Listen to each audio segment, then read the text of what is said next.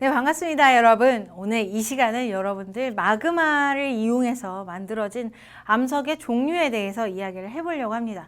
암석의 종류가 굉장히 많아 보여요. 그나마 줄어든 게 우리 이 시간에 공부하는 내용인데 이것들을 이제 연계해서 서로서로의 관계를 연계해서 잘 기억하는 시간으로 이제 삼으면 좋을 것 같습니다. 자, 바로 들어갑니다. 자, 우리 마그마가 굳어져서 만들어진 암석, 돌덩어리를 화성암이라고 얘기를 해요. 그래서 화성암, 마그마가 지각 내부나 지표에서 뿜어져 나와가지고 냉각돼서 만들어진 암석이다라고 볼 수 있죠. 마그마가 만들어진 암석. 그래서 화성암의 종류에는 우리 어떤 마그마가 굳어져서 만들어졌느냐, 아니면 위쪽으로 분출돼서 만들어졌느냐, 아니면 지구 내부에서 이제 굳어져서 만들어졌느냐, 이런 조건에 따라서 종류가 달라지게 돼요. 그래서 두 가지 조건으로 나눠지게 되는데 일단 규산의 함량에 따라서 세 가지로 나눠지게 되고요. 그 다음 이제 우리 조직에 따라서 조직이 굵으냐 아니면 얇으냐, 이런 조직의 사이즈에 따라서 두 가지로 또 나눠지게 됩니다. 한번 볼게요. 자, 규산의 함량에 따라서 한번 얘기를 해보겠습니다. 우리 마그마의 종류를 얘기를 할 때 규산의 종류에 따라서, 규산의 함량에 따라서 적을수록 현무암, 점점점 많아질수록 안산암, 유문암이라고 얘기를 했죠. 걔네들은 암석의 이름이 아니라 마그마의 이름이에요. 이 마그마들이 굳게 되면은, 현무암질 마그마가 굳게 되면 그것을 우리는 뭐라고 부르냐면 염기성암이라고 얘기합니다.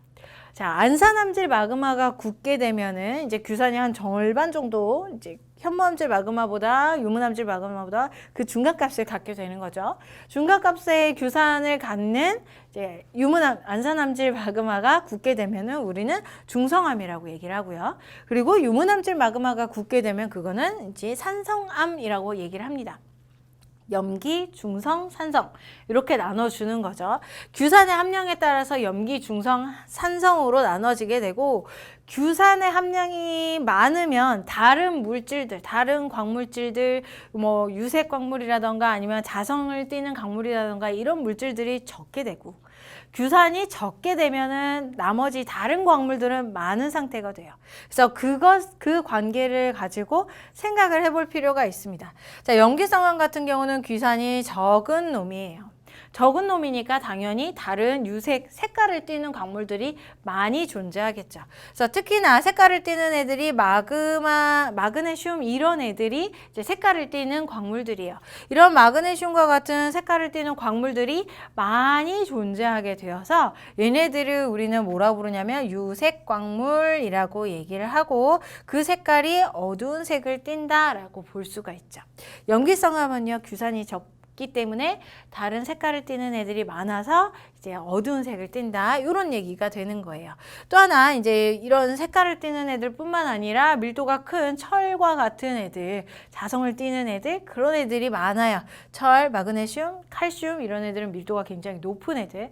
그래서 다른 암석들보다 중성암이나 산성암보다는 더 밀도가 큰 특징을 가지고 있다라고 볼 수가 있죠.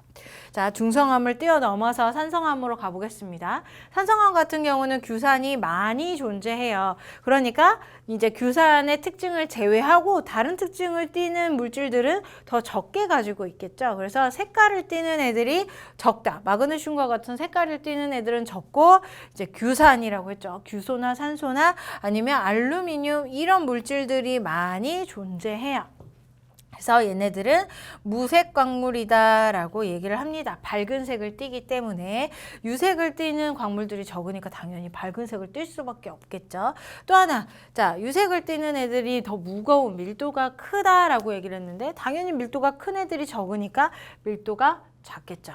염기성암과 산성암이랑 같이 비교를 해봤을 때 이제 규산의 정도에 따라서 다른 들어가는 물질들의 함량이 달라지게 되고, 그 함량에 따라 또 다른 특징들, 색깔이라던가 아니면 밀도의 특징들이 다 나타나게 되어 있는 겁니다. 자, 이렇게 해서 우리 각각 마그마가 현무암질, 안산암질, 유문암질 마그마가 굳었을 때 이제 염기성암, 중성암, 산성암으로 나뉜다라고 알 수가 있는 화학적 조성에 따라서 화성암을 나눠봤어요. 그 다음 두 번째 조건이 이제 조직에 따라서 나눠지는 거죠. 암석을 이루는 광물의 사이즈에 따라서 이제 암석을 나누게 되는데 이제 사이즈에 따라서 화산암과 심성암으로 나눠지게 돼요. 화산암은 분출한 상태예요. 화산이 빵 하고 분출돼서 지표 바깥쪽에서 굳어진 암석. 그 다음 심성암은 지구 내부에서 터지지 않았어요. 화산이 터지지 않고 지구 내부에서 천천히 굳어진 암석. 그래서 자, 굳어졌을 때 굳은 속도가 얘 같은 경우는 화산암 같은 경우는 빠르다라고 볼 수가 있고요. 심성암 같은 경우는 느리게 굳었다라고 볼 수가 있죠. 그러면 이제 연계해서 생각을 한번 해볼게요. 자, 빠르게 굳은 애들이에요. 마그마가 쫙 퍼져가지고 빠르게 굳었어요. 그러면 옆에 있는 친구들이랑 같이 붙어서 알갱이를 형성할 시간이 없었겠죠. 자기 혼자 빠르게 딱 굳어버렸어요. 그러면 전체 암석을 이루고 있는 광물들, 그 조직들의 사이즈는 작을 수밖에 없겠죠. 혼자서 굳어버렸으니까. 그래서 우리 세립질이나 유리질은 거의 조직이 없는 것, 그런 것이고, 그 다음에 세립질은 조금 큰 사이즈, 유리질보다 조금 사이즈가 있는 그런 상태가 바로 이제 화산암의 상태. 자, 그런데 심성암은 느리게 굳었죠. 지하 깊숙한 곳에서 터지지 않고 느리게 천천히 굳게 됩니다. 그러면 이 마그마가 굳을 때 옆에 있는 친구 마그마랑 같이 결합을 해서 결정을 이룰 시간이 충분해요. 그래서 결정이 점점 시간에 따라서 시간이 느려지면 느려질수록 점점 커지게 되는 거죠. 그래서 이 조성이 커지게 되는, 조직이 커지게 되는 조립질의 형태를 띠게 되는 거예요.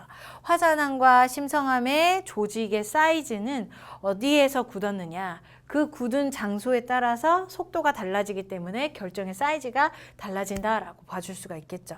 자, 화산암 중에서 염기성암, 우리 현무암질 마그마가 굳은 애, 그런 애를 이제 현무암이라고 부릅니다. 자, 화산암 중에서 이제 터진 상태예요. 터진 상태에서 화산암 중에서 이제 우리 안산암질 마그마죠. 안산암질 마그마가 굳어져서 생긴 암석을 안산암이라고 얘기를 해요. 화산암 중에서 우리 유문암질 마그마죠. 걔가 굳어진 것을 우리는 산성암이라고 하는데, 이런 산성암의 특징을 갖는 애가 이제 유문암이라고 얘기를 하는 거죠. 여기에서는 유문암질 마그마, 이렇게 마그마를 붙이는 게 아니라 그냥 암석의 이름이 되는 거예요. 자, 다시 굉장히 빠르게 굳었어요. 그러면서 조직의 사이즈가 작고 그 다음 어두운 색깔을 띠는 애가 바로 현무암이라는 얘기예요. 자, 사이즈가 굉장히, 조직의 사이즈가 커요. 크면서 이제 느리게 굳은 거죠. 느리게 굳었으면서 밝은 색을 띠는 애가 바로 화강암이라는 거예요. 밝은색 산성암의 특징이죠. 그러면서 이제 조립질의 특징을 갖는 우리 심성암의 라인을 보게 되면 화강암 이렇게 볼 수가 있는 거예요. 자, 심성암이요, 염기성암이 굳으면서 천천히 굳게 되면은 이제 반려암이라고 볼 수가 있고요. 천천히 굳으면서 심성암으로 굳으면서 이제 안산암질 마그마인 중성암의 종류가 바로 이제 섬노감이라고 얘기를 해줄 수가 있다. 그다음에 화강암에 대해서도 얘기를 했고, 그래서 이렇게 두 개가 서로 겹쳐지는 부분들의 특징이 이제 이 암석들이 갖는 전체적인 특징이다라고 볼 수 있습니다. 자, 이 중에서 각각의 사이드에 있는 애들을 기억하는 게 당연히 좋겠죠. 6개밖에 안 되니까 이 전체를 기억하는 것도 당연히 좋겠고, 더 많이 빈도 있게 물어보는 문제들은 이런 문제들이에요.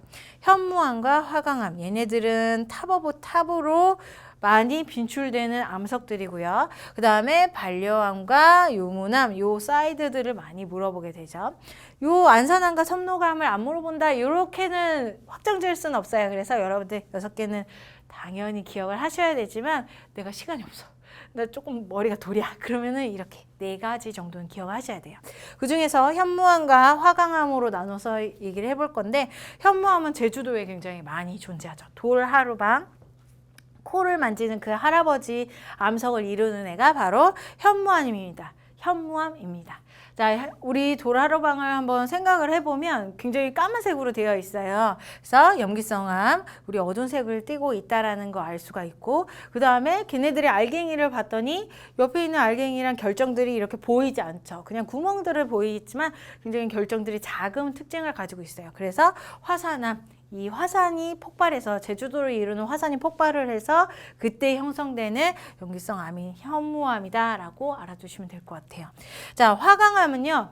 우리 주변에 대리석을 빙자하는 싼 대리석이 바로 이제 화강암입니다. 화강암. 진짜 대리석 아니고요. 대리석과 굉장히 비슷하게 생겼어요. 그래서 우리 창의 난간이라던가 계단이라던가 이런 것들이 이루는 돌, 뭐 결정들이 있죠. 알록달록하게. 그러면서 대부분 허연 바탕에 알록달록한 색깔의 알갱이들을 가지고 있는 애, 걔가 바로 이제 화강암이죠. 밝은 색깔을 띠고 있어요. 지금 규산이 굉장히 높은 함량인 이제 산성암에 속하기 때문이고, 그 다음에 결정들을 가지고 있어요. 그런 결정들을 가지고 있는 것은 지하 깊숙한 곳에서 느리게 굳은 우리 심성암이기 때문이다라고 봐줄 수가 있겠죠. 그래서 여러분들 이런 특징들을 다 나눠서 생각을 해주시면 될 것 같습니다. 자, 우리나라의 화성암 중에서 암석의 종류는 여러 가지예요. 그 중에서 이제 마그마로 형성된 화성암 중에서 대부분을 차지하는 것은 중생대 때 만들어진 이 화강암이에요. 그래서 우리가 진짜 대대적으로 정말 흔하게 사용을 하죠. 난간이라던가 계단이라던가 이런 데서 흔하게 사용하고 있고, 그 다음 많은 것이 제일 많은 게 화강암이고, 그 다음 많은 것이 신생대 때 만들어진 이 현무암이다라고 볼 수 있습니다. 그래서 현무암과 화강암을 조금 더 자세히 그 아래쪽에서 살펴보도록 할게요. 자, 아래쪽으로 가보면 이렇게 화성암 지형이다라고 나오고 있어요. 자, 화성암 지형 중에서 이곳을 하나 짚고 갈까요? 화성암, 화산암, 화강암, 이렇게 화자를 가지고 있는 암석들이 세 가지가 있죠. 자, 화성암이 가장 큰 범위예요. 얘가 이제 마그마로 이루어진 암석이다라고 얘기를 하고 있죠. 그 다음에 화산암이랑 그 다음에 화강암은 서로 다른 조건이에요. 화산암이 조금 큰 범위일 수는 있어요. 왜 그러냐면 화산활동에 의해서 만들어진 현무암, 안산암, 유문암이 다 여기에 속하니까.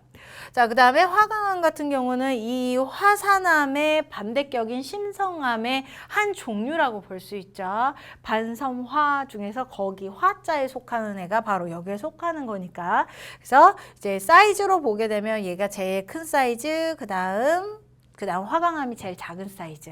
이 이름들이 비슷하지만 얘네들을 구분해낼 줄은 알아야 된다는 거 하나 찍고 바로 이제 본론으로 들어가겠습니다. 자, 우리나라에서 화성암을 이루는 것은 이제 현무암과 화강암이 대부분이에요.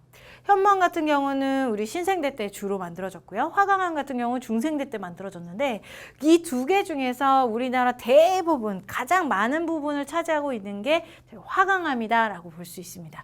자, 현무암 지형부터 한번 볼게요. 이거는 화강암보다는 적은 양으로 분포되어 있는데, 얘는 신생대 때 만들어진 암석층이다라고 볼 수 있어요. 제주도가 가장 대표적이고요. 뭐 제주도, 백두산, 독도, 울릉도, 뭐 철원, 한탄강 일대 이런 곳이 바로 신생대 때 만들어진 현무암 지형이다라고 볼 수 있죠. 자, 신생대 때 형성됐다, 뭐 현무암에 의한 지형이다, 이런 얘기 제주도 여기 앞쪽에서 말한 공통적인 사항이고요. 우리 화산암이잖아요. 화산활동에 의해서 만들어진 암석이 현무암이기 때문에 화산활동에 의해서 만들어질 수 있는 지형들은 다 여기에서 볼 수가 있다는 거죠. 응회암, 우리 화산활동이 일어난 다음에 화산 쇠설물들 분출된 다음에 날아다니는 그런 작은 부스러기들이 쌓인 암석, 그걸 응회암이라고 얘기합니다. 그런 응회암들도 여기에서 볼 수 있고요. 용암동굴, 용암이 형성됐으니까, 화산이 형성됐으니까 당연히 용암동굴도 형성이 됐겠죠. 그런 것들이 다 제주도에서 볼 수가 있다는 거예요. 또 하나 가장 대표적인 특징이 전리를 볼 수가 있는데요. 이 중에서 제주도에서 볼 수 있는 전리가 주상전리라고 얘기를 하죠. 이 주상전리는 마그마가 빠르게 빠르게 식으면서 이 마그마가 수축이 돼서 만들어지는 암석의 틈이라고 볼 수 있어요. 육각 기둥으로 길쭉길쭉하게 생겼죠. 그런 애가 바로 주상절리 다 현무암 지형에서 관측될 수 있다라는 거 알아두시면 될 것 같아요. 자, 철원은 평야 지역이에요. 우리 신생대 때 현무암 지형이긴 하지만 이렇게 평평한 형태로 나타나고 있는데 신생대 때 현무암 지형이다라는 건 공통적인 특징이고 여기에서도 마찬가지로 주상절리가 나타나고 있다. 왜 그러냐면 이제 일단 화산 활동이 나타난 다음에 마그마가 빠르게 수축하면서 만들어진 틈이기 때문에 이제 우리 현무암 지형에서는 무조건 전리들, 우리 주상전리들을 볼 수가 있다는 걸 알아두시면 될 것 같아요. 자, 현무암 지형보다 더 많은 것, 우리나라 대부분의 지형에서 존재하는 곳, 그것이 바로 화강암 지형입니다. 여기에 나와 있는 북한산, 설악산뿐만 아니라 이제 대부분의 지형들에서 볼 수 있는 것이 굳이 따지지 않아도 찝지 않아도 볼 수 있는 곳이 다 이제 화강암 지형이다라고 볼 수 있고요. 여기는 주로 중생대 때 형성이 됐어요. 그래서 중생대 때 화강암 지형들의 특징을 알아두시면 될 것 같아요. 자, 북한산, 북악산도 마찬가지, 설악산도 마찬가지, 모두 다 이제 신생대 화강암 지형인데요. 이 중에서 여러분들이 특히나 기억하셔야 될 게 여기에서도 전리가 관찰이 되는데 위쪽에 있는 현무암 지형에서는 주상전리이지만 얘는 판상전리라고 하는 것이 관찰이 됩니다. 주상전리는 육각기둥의 모양으로 길쭉길쭉하게 보이는 반면에 자, 이런 판상전리 같은 경우는 이제 지표면과 수평면으로 보이게 되어 있어요. 넓적한 판이 꼭 틈이 생겨서 계단 모양처럼 갈라져 있는 모습으로 생긴 게 바로 판상전리예요. 이런 판상전리가 왜 생성이 되느냐? 이 화강암 같은 경우는 심성암이에요. 지하 깊숙한 곳에서 만들어진 거죠. 그렇게 깊숙한 곳에서 만들어졌다가 이제 중생대를 지나서 신생대, 그다음에 현대로 돌아오면서 이제 지반이 달라지게 되죠. 지각 변동이 일어나게 되면서 얘네들이 융기를 하게 됩니다. 그리고 위쪽에 있는 지각들이 이제 침식, 풍화가 일어나면서 깎여져 나와요. 그럼 안쪽에 있던 심성암이 뿔뚝하고 튀어나오게 되는 거죠. 근데 원래는 큰 압력을 받고 있던 애가 위쪽에 있던 지각들이 사라지게 되면서 압력이 풀어지게 돼요. 압력이 딱 풀어지게 되면서 암석들이 어느 정도 팽창이 되게 되고 그 팽창에 의해서 원래 나 있던 약간의 틈들이 더 벌어지게 되는 거예요. 그 틈들을 바로 이제 판상전리의 형태로 볼 수가 있다라는 거죠.